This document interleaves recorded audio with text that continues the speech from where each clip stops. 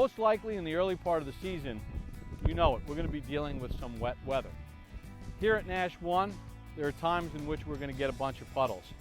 First order of business, if you take a broom out to try to remove some of the water from the clay area, rule number one, never ever with puddles try to brush the water off the baseline, away from home plate, off the pitcher's mound, and toward the grass.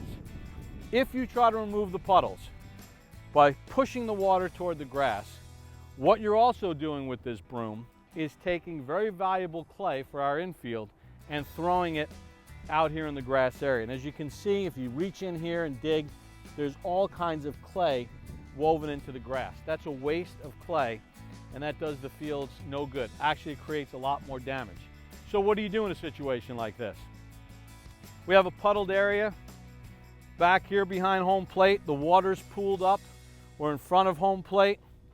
Take that puddle and push that water toward another area of clay, even if it means pulling it toward home plate, which might be a little bit drier.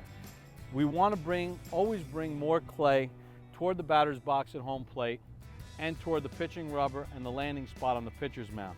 Now, in the event that we're going to have inclement weather, these fields will have tarps, but we encourage everybody at the end of the night, if you have the last game and there's a real threat of rain, or maybe your game is being finished under some rain, get the rake, and if you have time, get the tamper, and make sure you fill the holes in the batter's box area and on the pitcher's mound, and give it a quick tamp if possible. But get the water, get the sand and the clay back into the holes. During the week, the township's going to come and maintain the fields each and every night and have the fields prepared for Saturday morning. But if we leave holes at night and it starts to rain, we're just creating a bigger headache for them, and it causes the holes to get even deeper and harder to repair. So if we have wet weather, you don't need more than a red Solo Cup worth of diamond dust for an area.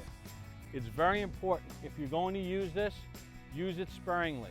If the field conditions are unplayable and it's really wet, do not open up an entire bag and spread it across the entire infield around home plate. If you need a full bag of Diamond Dry, you shouldn't be playing on the field here at Nash at Shunpike. Say we have a wet area, we've removed all the water. Now we want to get it dried up. Sprinkle out a little bit in this area. That's more than enough to dry this area. Now you don't just leave it there. You go to a Major League ballpark, they spread it. Next thing you do, take your rake and you're raking it in. Obviously the field conditions right now are really dry. When it's wet, this stuff works itself right in.